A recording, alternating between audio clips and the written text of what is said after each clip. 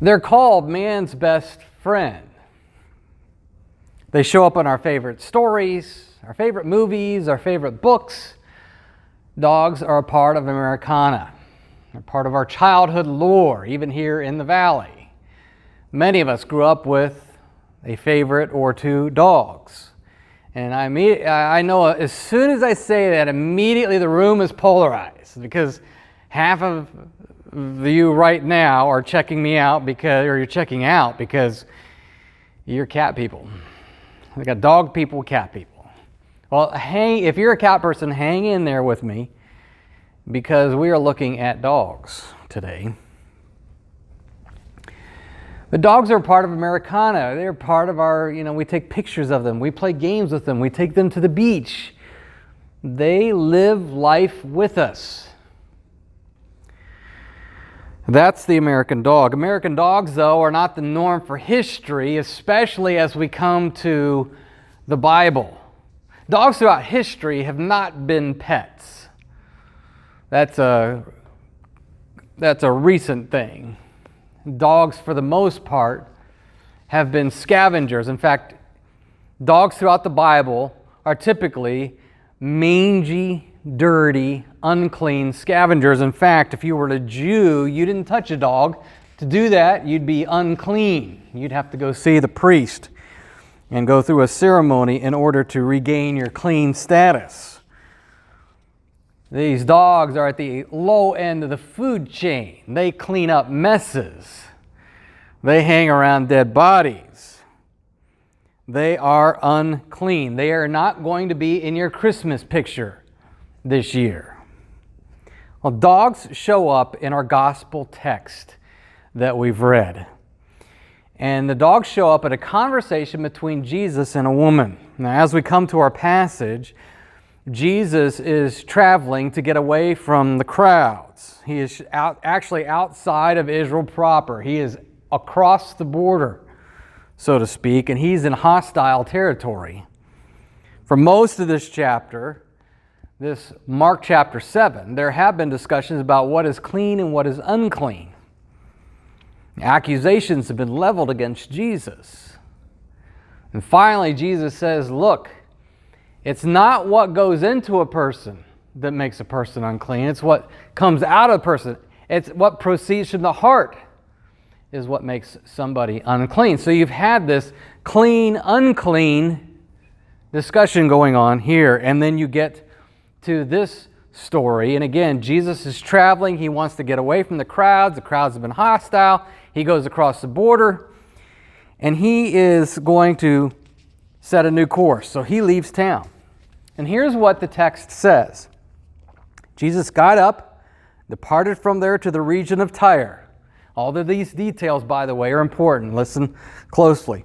He entered a house, did not want anyone to know it, but he could not escape notice. Instead, immediately after hearing about him, a woman whose little daughter had an unclean spirit came and fell at his feet. The woman was a Gentile, a Syrophoenician by birth, and she was asking him to cast the demon out of her daughter. So Jesus is looking to get away, and he is traveling in what we now know as Lebanon, just north of Israel. He's traveling through the stomping grounds of a lady named Jezebel. Yeah, that Jezebel, the Jezebel of the Old Testament, who wasn't a very nice queen. In fact, she's known for her genocide of those who were Israel's religious leaders. Dogs cleaned up her body when she was assassinated. So Jesus goes to her homeland to get away from the crowds. Mark makes an editorial note that the attempts by Jesus to remain anonymous aren't very successful. He even goes to a house, and yet in this house he is tracked down by a woman. And that is where this story really takes a nosedive. Everything in this story is wrong. Jesus is traveling in the land of Jezebel. Now he's approached by a woman. That's a no-no in that culture. This is a rabbi being approached by a woman. He simply didn't do that in that day. Well, it's not just a woman. The text tells us he's approached by a Gentile woman. Oh, there's another strike. a Gentile woman, unclean by the standards of the Jews. Not just any Gentile woman, but a Syrophoenician, bitter enemies of the Jews. Jews hated Syrophoenicians, Syrophoenicians hated Jews. There was a border rivalry that dates all the way back to the days of Jezebel. And then there's more to this story that's wrong. You see, she's approaching him about children. And if you know anything in the Gospels about children, you understand that there are those who didn't want Jesus to be bothered by children. Children in that culture were to be seen and not heard. And it's not just a child, but this daughter has a demon. And now we've reached the epitome of unclean. She couldn't be any more unclean than being a Gentile. She's got a demon in her. Of course, demons, we know from the text, are those spiritual forces that have set themselves against Jesus. So this daughter isn't simply sick, but she has a demon. This woman is an outcast among outcasts. It doesn't get any lower than this woman. So everything about this story is wrong. Wrong approach, wrong people, wrong sickness. Now at his feet, the embodiment of unclean. And note that posture. Can't get any lower. At his feet, the posture of humiliation. At his feet, a Gentile, a pagan woman from the land of wicked Queen Jezebel. The story doesn't end there in terms of where this particular narrative is headed. Jesus seems to run with it. This is what Jesus says. In fact, it almost seems as if Jesus is piling on here. Jesus said to her, "Let the children be fed first, because it isn't right to take the children's bread and throw it to the dogs." Now, at first blush, this sounds a bit harsh. Not only does it seem to reinforce the Gentiles versus the Jews and the antagonism going on there, it looks as though Jesus is actually calling this woman and her people dogs. Most likely he's not doing that necessarily. It's best to understand this, though, in the context of this Jew and Gentile conversation.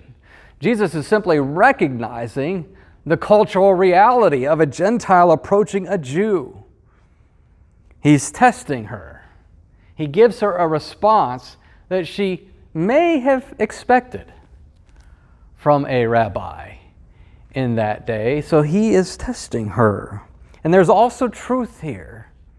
You know, Jesus is reminding her, he seems to know what she's after. He's reminding her that salvation historically has been primarily about the Jews and from the Jews. Salvation is of the Jews. You want to know the true God, you go through the Jews. The benefits of salvation are for the Jew first. Salvation has come to the Jews, and it's through the Jews that blessing is to be had. Salvation now has come to the Jews in the person that she's approaching. Salvation has come to the Jews, and with this person comes healing. The blind are being given their sight. The deaf can now hear. There's now freedom to those who've been bound. The gospel that was long ago promised to Abraham, Isaac, and Jacob is now in Israel, has now come. Salvation is of the Jews. This person, Jesus, has come to save his people from their sins. But this pagan woman at his feet is at the end of her rope. Salvation may be for the Jews, but she wants it for the Gentiles. So she begs for the gospel. Anything of the gospel, even if it's just crumbs. This is her response. She replied to him, "Lord, even the dogs under the table eat the children's crumbs." Well, she answers Jesus And she answers Jesus by copying to all of it. She affirms what he said. And that's a shocker. There's no argument from this woman.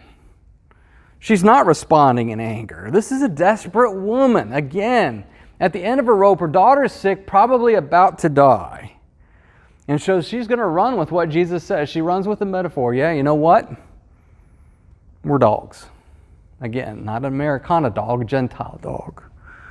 A dog that is a scavenger, a dog that is less than human. Yes, Jesus, that is me. That is us. We're dogs, and you know what? The gospel is for dogs. The crumbs are for the dogs too. The gospel and its healing power are for those who are not clean. When confronted with who she has nothing but a confession. We're dogs, and we only want crumbs. We only want those life-giving, life-sustaining crumbs. The crumbs of life that have come down from heaven. She only wants to hear, take and eat. These crumbs are my body broken for you. And then the one who is the bread of life responds to this confession of faith. Jesus told her, because of this reply, you may go. The demon has left your daughter. And when she went back to her home, she found that her child was lying on the bed, and the demon was gone. For this statement, for this confession of being dogs in need of crumbs, for this confession of a need for the gospel in spite of uncleanness and unworthiness, the gospel and its healing benefits are all yours. You want crumbs? I give you myself, the manna from heaven, who gives life to both Jews and Gentiles without discrimination. That, my friends, is the gospel gone to dogs. Dogs looking for crumbs who get life, and life more abundantly.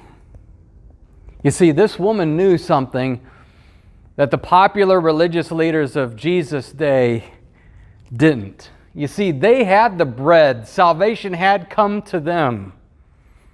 They had the table. They had all the benefits that belongs to the people of God. And they didn't want it. They didn't want Jesus. They didn't want what he was offering. They wanted Jesus plus all of their glory. They wanted Jesus plus all of their power and prestige. They wanted Jesus plus all of their book money and conference money. They wanted Jesus plus all of their standards for holy living. Well, they didn't want just Jesus. And this woman wanted the gospel. She wanted Jesus and nothing else. She didn't even want a seat at the table. She's at Jesus' feet begging. She wanted nothing more than the crumbs of life that had come down from heaven. She knows that crumbs from the bread of life is all she needs. She knows that that's all her daughter needs to be made whole. She knows that this grace that comes from the bread of life is all that Jesus needed to exercise his rule and his reign over those demons. Embedded in this story, if we haven't seen it already, this whole discussion of what is clean is unclean, this woman is the one who ends up clean by copying to being unclean. You see, the gospel is for all nations. In this story, we get a glimpse of what's to come. You see, Jesus is here not simply for Jew, he's here for everybody. The one who is speaking grace to this woman who is at his feet is the one who is going to die for her and for everyone who is listening to that conversation. He's going to die for all the dogs. He's going to die for all those people that are not like him, not like us. He's dying for everyone. This woman isn't simply those who are our enemies. You know, we don't come to this story, oh, we need to be nice to the people that aren't like us. Yeah, we do. But the first thing we need to see here is that woman is us. That has to be our posture when it comes to the gospel. We have to understand that we are unclean. We are no better than the next guy and the next guy and the person that isn't like us, the person that's from across the border. We're all unclean. We're all unclean, in need of crumbs from the bread of life. You see, the gospel is not for the successful. It's not for everybody who has their act together. The gospel is not for those who are working their way up the holiness ladder. The gospel is not for those who are trying to be better Christians. The gospel is for the unclean. The gospel is for dogs. The gospel is for those who know that all they need to make everything okay is the crumbs from the bread of life, the bread of life himself.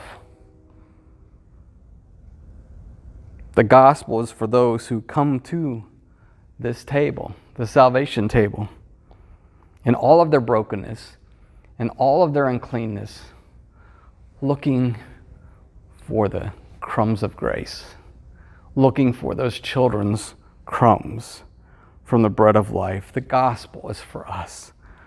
Christ is for us. Christ is all we need.